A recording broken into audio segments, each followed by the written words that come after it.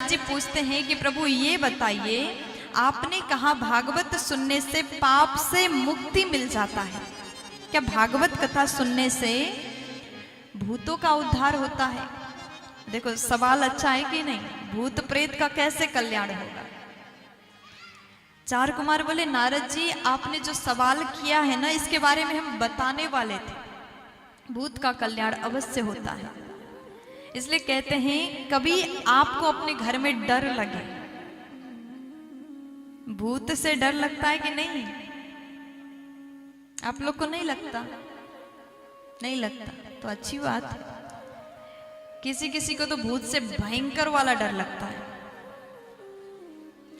कहते हैं अगर आपके घर में आपको लगे भूत है तो आप भागवत पुस्तक रखो, रोज पाठ करो। जहां भागवत जी का पाठ किया जाता है नित्य प्रति नियम से, वहां भूत प्रेत नहीं रह सकते, प्रेत बाधा दूर हो जाता है। भागवत सुनने से भूत का उद्धार हो जाता है, कल्याण हो जाता है। नारद जी ने कहा प्रभु कोई उदाहरण के साथ में बताइए। अब देवर्षि नारद जी महाराज बता रहे हैं, पूछ रहे हैं, मुनियों ने बताया।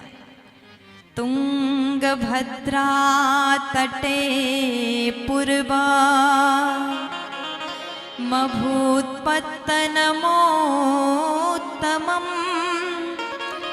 यत्र वर्णाः स्वधर्मेण सत्यसात् कर्मतात्पराः। तुंगभद्रा नदी के तट पर एक ब्राह्मण रहते हैं, उनका नाम है आत्मदेव।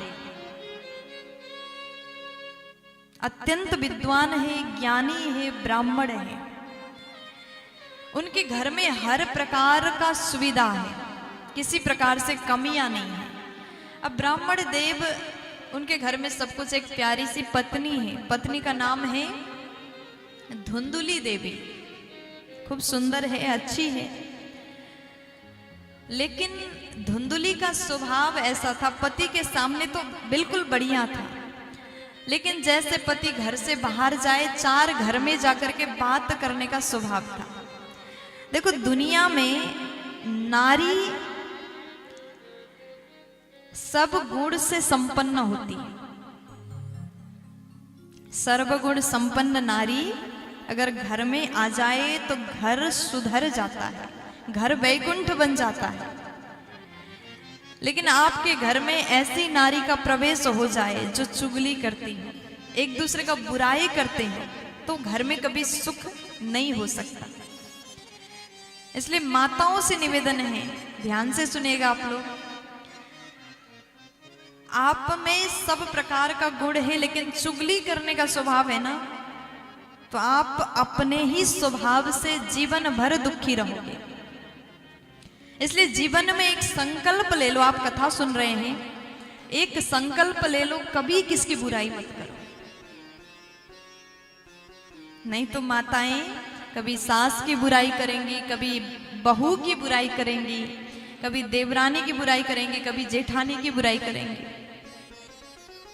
मैंने देखा है बहुत से घर में, अगर खाना पीना खा के फ्री होंगे, घर का काम तो रोज सब कोई करते, खाना बनाना, खाना, बर्तन माजना, झाड़ू पोछा सब करने के बाद में जब दोपहर में धूप में बैठते हैं ना, तो उस समय क्या करते हैं? चाय पीते पीते इसकी बुराई, उसकी बुराई, हमारी नंद ने ये किया, हमारी सास ने ये किया। ये बुराई करना छोड़ दो। अगर आप किसी की बुराई नहीं करोगे, न बात होगा न विवाद होगा। किसी की बुराई नहीं करोगे, जीवन में सुखी रहोगे। झूठ बोलना छोड़ दीजिए, बुराई करना छोड़ दीजिए, अगर जीवन में सुखी रहना हो तो। अगर आप करते हैं तो आज से ही ये काम छोड़ दो, बहुत आनंद में जीवन बीतेगा। हम कभी किसी की बुराई नहीं करते, सच्ची बता रहे हैं, न किसी की चुगली करते। मुझे सबकी बातें तो पता है, क्योंकि हम बहुत से घर में जाते हैं, उस घर के सास भी हमसे फोन पर बात करती, अलग से बहू भी बात करती है। हमें दोनों की बात पता है लेकिन किसी को बताते नहीं। हम अपने जीवन में बहुत सुखी हैं, कभी किसी को बुराई नहीं किया। कभी हमारे साथ में बैठ करके देखना, हम दुनिया भर की बातें करेंगे लेकिन कभी किसी का बुराई नहीं करेंगे। ये गुण तो है, इसलिए हम सुखी हैं। प्यार से बोलो, थोड़ा जोर से बोल दो ना। धुंधुली की तरह चुगली करने की स्वभाव छोड़ देना। धुंधुली देवी का स्वभाव है, किसी के घर में जाती हैं, फिर दूसरे के घर में जाती हैं, एक दिन में 2-4 लड़ाई करवा देती है, तब जाकर के उनको चैन मिलती थी। अब धुंधुली के पति आत्मदेव जी महाराज विचार करते, भगवान ने सब कुछ दिया, एक पुत्र और होता तो जीवन बढ़िया होता। आपके घर में धन है, संपत्ति है, सुविधा है, ऐश्वर्य है, नाम है, प्रतिष्ठा है, इज्जत है, लेकिन संतान नहीं है तो आपका घर सुना सुना लगेगा। जीवन में खूब कमाया लेकिन बालक नहीं है तो धन किस काम का। उसको संभालने वाला, उस घर को चलाने वाला नहीं है तो वो धन किसी काम का नहीं है। घर में भी अच्छा नहीं लगेगा, इसलिए एक बालक होना जरूरी है। आत्मदेव जी महाराज को लगा एक बालक हो जाता तो जीवन सही होता। आत्मदेव जी विचार करते, भगवान ने सब दिया, एक बच्चा और दे देते। लेकिन एक दिन उनको बड़ा बुरा लगा, भगवान ने हमें बच्चा नहीं दिया। आत्मदेव जी ने विचार किया, ऐसे जीवन जीने से अच्छा तो मैं मर जाता हूं, आत्महत्या करता हूं। एक कुएं के पास में गए आत्महत्या करने के विचार से। आत्मदेव जी बैठे हैं, रो रहे हैं, खूब रो रहे हैं। एक साधु बाबा आए, साधु ने देखा और उनको लगा कि ये ब्राह्मण रो रहे हैं, इसका मतलब है कि इन्होंने भक्ति किया होगा, भजन किया होगा और भगवान ने दर्शन नहीं दिया इसलिए रो रहे हैं। जो व्यक्ति जैसा होता है ना, सबको वैसा ही सोचता है। अगर आप भक्त हैं तो आप सबको भक्ति की नजर से देखोगे। अगर आपके अंदर बुराई है तो आप सबको उसी नजर से देखोगे। संत बाबा आए और उन्होंने कहा कि ब्राह्मण आप रोइए मत, एक दिन भगवान अवश्य मिलेंगे। आत्मदेव जी बोले, मैं भगवान के लिए नहीं रो रहा, मुझे एक संतान चाहिए, एक बालक चाहिए। भगवान ने सब दिया, बालक और दे देते तो जीवन धन्य हो जाता। मेरे घर में संतान नहीं है, ऐसा जीवन किस काम का, इसलिए मैं मरने के लिए आया। आत्मदेव जी महाराज इतने विद्वान होने के बाद भी मन में वो प्रकार का भाव आया, अपने जीवन में सब कुछ करो लेकिन आत्महत्या मत करो। भगवान ने मानव तन आपको दिया, मानव बना करके हम सबको भेजा, आत्महत्या करने के लिए नहीं। ये मानव शरीर हमको प्राप्त हुआ तो इस शरीर द्वारा कुछ अच्छा कर्म करो। किस कारण, किस लिए हम संसार में आए, वो जानने की कोशिश करो, अपने लक्ष्य तक पहुंचो। आत्महत्या करने से बहुत बड़ा पाप लगता है। जो व्यक्ति आत्महत्या करता है ना, उसका उद्धार नहीं होता, वो भटकता रहेगा, तड़पता रहेगा। इसलिए कभी भी आत्महत्या मत करो। जीवन में कुछ पाना चाहते हैं तो बार बार कोशिश करो, हार मत मानो, भगवान पर भरोसा रखो और अपने कर्म करते जाओ। सफलता जरूर मिलेगा, लेकिन कायर की तरह आत्महत्या नहीं करना चाहिए। ये जीवन अनमोल है, बहुत कीमती है ये तन। भगवान ने मानव तन दिया, ये हीरा समान अनमोल है, इसके महिमा को समझना चाहिए। ब्राह्मण ने समझाया कि देखो ब्राह्मण देव, आप इस प्रकार रो रहे हैं, जिस प्रकार आज एक पुत्र को पाने के लिए उस इच्छा में आप रो रहे हैं, तड़प रहे हैं, उसी प्रकार अगर आप भगवान के लिए तड़पने लग जाए तो आपका जीवन धन्य हो जाएगा। इसलिए मन में ऐसा विचार भाव मत लाओ, भगवान की भक्ति करो, उसी में परम सुख है, उसी में आनंद है। कभी अकेले में बैठ करके भगवान का नाम उच्चारण करना, भगवान से प्रेम करके देखना, भक्ति करना, वहां परम आनंद है। फिर सांसारिक सुख को हम भूल जाएंगे। आत्मदेव जी महाराज समझ नहीं रहे हैं। देखो, कभी व्यक्ति किसी चीज के लिए, किसी वस्तु के लिए जिद कर रहा हो ना, आप बार बार समझा रहे हैं, फिर भी उसे बात समझ में ना आए तो उसको वही हाल में छोड़ देना चाहिए। कई बार हम सबके साथ में ऐसा होता है, आपके साथ भी हुआ होगा। हम समझाने पर नहीं समझते और बाद में जब ठोकर लग जाता है ना, तो अकल अपने आप आ जाता है। आत्मदेव जी नहीं समझ रहे हैं। ब्राह्मण ने कहा, देखो ब्राह्मण देव, साधु बाबा बार बार बोले कि आप भजन करिए, भगवान का नाम जप करिए, परंतु आत्मदेव जी नहीं समझ रहे हैं।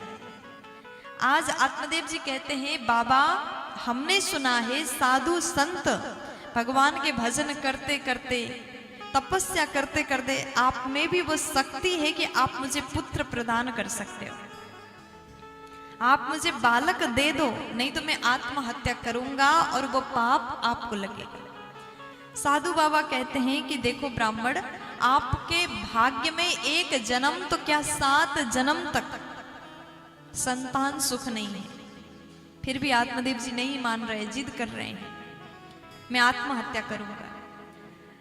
तब बाबा ने एक फल को अभिमंत्रित करके प्रदान किया, कहा ये फल ले जाओ और अपनी पत्नी को खिला दो, आपके घर में बच्चा होगा।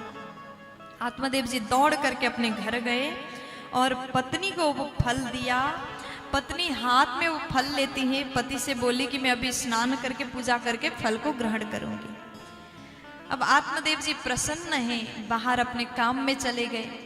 इधर धुंधुली देवी फल को हाथ में लेती हैं और फल को देखती हैं, बार बार सोचती फल खाऊं कि ना खाऊं।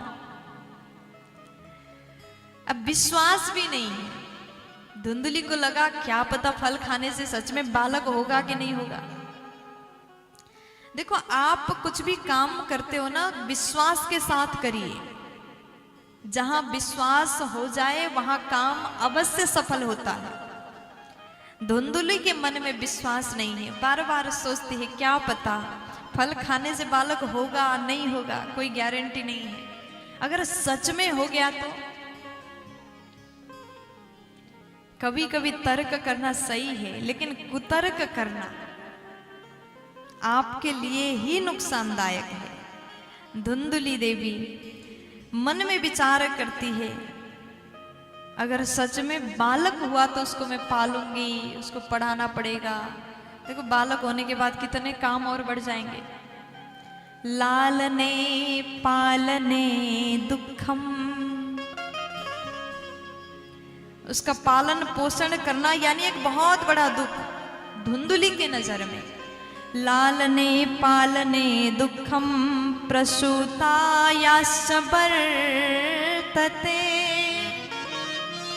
बंध्या वा विधवा नारी सुखिनी चेति में मति। धुंधुली अपने मति से, अपने बुद्धि अनुसार विचार कर रही है। जिसका जितना बुद्धि होता है वो उतना ही सोच सकता है।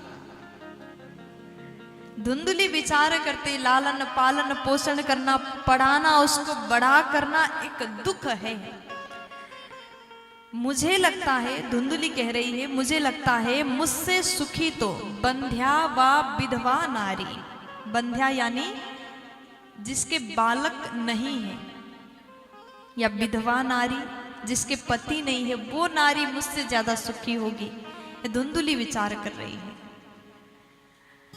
अब उसके बाद सोच रही थी, उसकी सहेली आई, उसने कहा धुंधुली आज क्या बात है, क्यों चुपचाप शांति से बैठी हो। सारी बातें बताया सखी बोली कि अगर फल खाने से बालक होगा तो तुम्हें अवश्य खाना चाहिए, खा लो जल्दी से।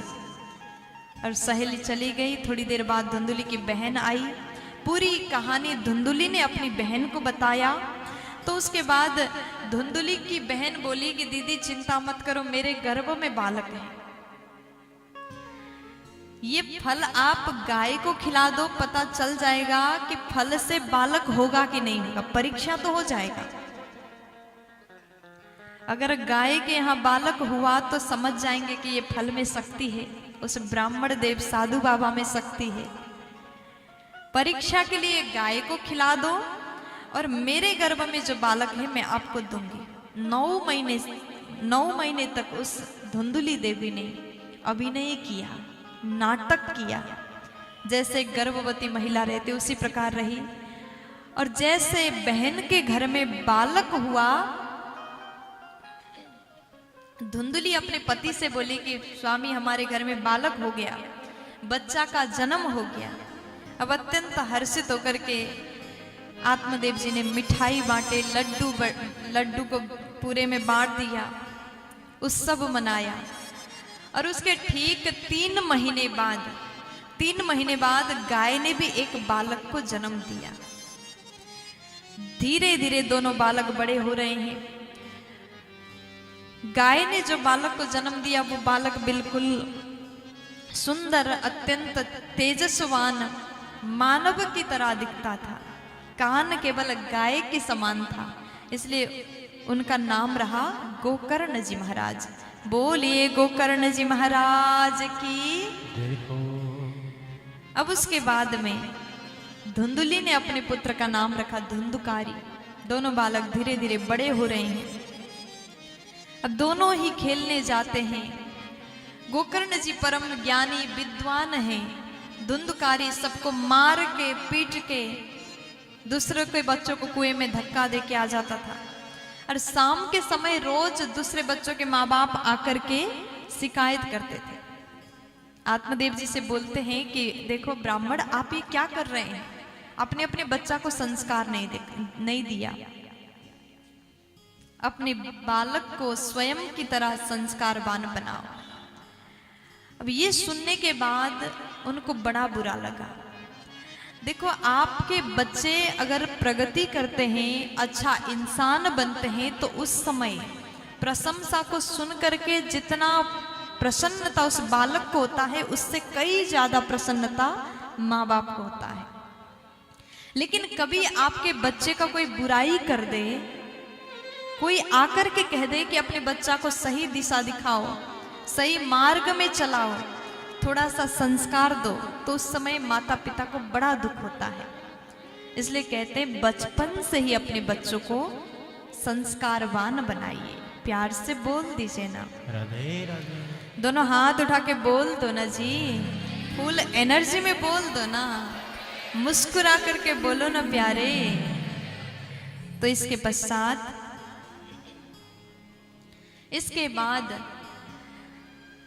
श्री आत्मदेव जी महाराज मन में विचार करते हैं, ऐसे बालक होने से अच्छा तो कुछ ना होता तो वो सही था। गोकर्ण जी महाराज तीर्थ यात्रा करने के लिए निकलते हैं। आत्मदेव जी महाराज ने सोचा कि मैं अब घर को छोड़ करके बाहर चला जाऊंगा, जंगल में जाकर के भजन करूंगा, जंगल में जाकर के हरि का नाम जपूंगा, उसमें भलाई है। जैसे घर को त्याग करके निकल रहे हैं, इतने में गोकर्ण जी महाराज आए। उन्होंने पूछा, पिताजी आप कहाँ जा रहे हैं? आत्मदेव जी ने सारी बात बताई। उसके पश्चात गोकर्ण जी अपने पिता को उपदेश देते हैं। देहे स्थिमान सरुधिरे भीमतिम त्यजा त्वाम जाया सुतादिषु सदा ममतां विमुञ्च पश्यानिशं जगदिदं क्षणभङ्गनिष्ठं वैराग्य राग रसिको भव भक्ति निष्ठः देहेस्थि मांस रुधिरे भीमतिम त्यजत्वाम। देखो ये शरीर कैसा है, क्षण भंगुर नाशवान शरीर है। ये शरीर में कुछ भी नहीं है, केवल हड्डियां हैं, रक्त हैं, मांस है। अगर चोट लग जाए तो भीतर से रक्त निकलता है, सोना चांदी नहीं निकलता। फिर भी हम शरीर को सजाने में खूब खर्च करते हैं। जितना समय शरीर को सुंदर बनाने में लगाते हैं, उतना समय मन को सजाने में लगाइए। मन को सुंदर बनाइए, क्योंकि उसी मन में भगवान विराजते हैं। गोकर्ण जी अपने पिता को उपदेश कर रहे हैं, पिताजी आप जंगल में जाकर के 10वें स्कंद का पाठ करिए, तभी आपका कल्याण होगा। और जब तक जीवन है बड़े प्रेम से रहिए, सबका सम्मान करिए, सबसे प्यार करिए। भगवान ने हमें मानव बनाया, चेतनशील प्राणी बनाया, ताकि हम सबका सम्मान कर सकें, सबसे प्रेम कर सकें, सबके लिए अच्छा सोचो, कभी किसी का दिल न दुखाओ। इसी में जीवन सार्थक है।